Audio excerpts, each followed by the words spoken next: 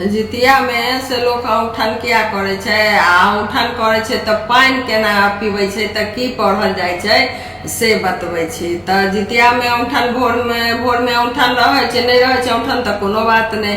आ जखन औठन रहे छे तो लोग औठन करे छे तो दही चूड़ा तो अपन खेबे करे छे, जेकरा जे खाए के रहे छे से कनी मनी खाए छे।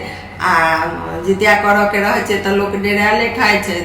आ तकरा बाद से ढुरखुर में बैस के लोग पानी पीबै छे कि हमर नहिरा आबाद रहा। तो लोग ई कहे छे कि घैला के औठन गेरुलिया आ बहिन के औठन भै हे औठन औठनिया रखिया।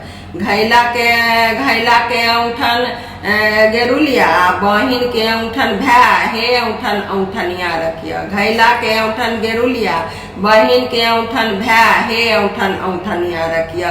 तो लोग खाए चाहे नहीं खाए लेकिन कनिको पानी पीबै छे कि नहिरा में भाई रहत आ भरल पूरल रहत, ससुरो भरल पूरल रहत, ता लऽ लोग पानी को घोट अथी धुरखुर में बैस कर पीबै छथि। तो कही के तखन पानी पीबै छे जे नहिरा ससुरा आबाद रहा। तो जितिया करे जाओ, जितिया के हमरा तरफ से बहुत बहुत शुभकामना, सबके प्रणाम करे छी।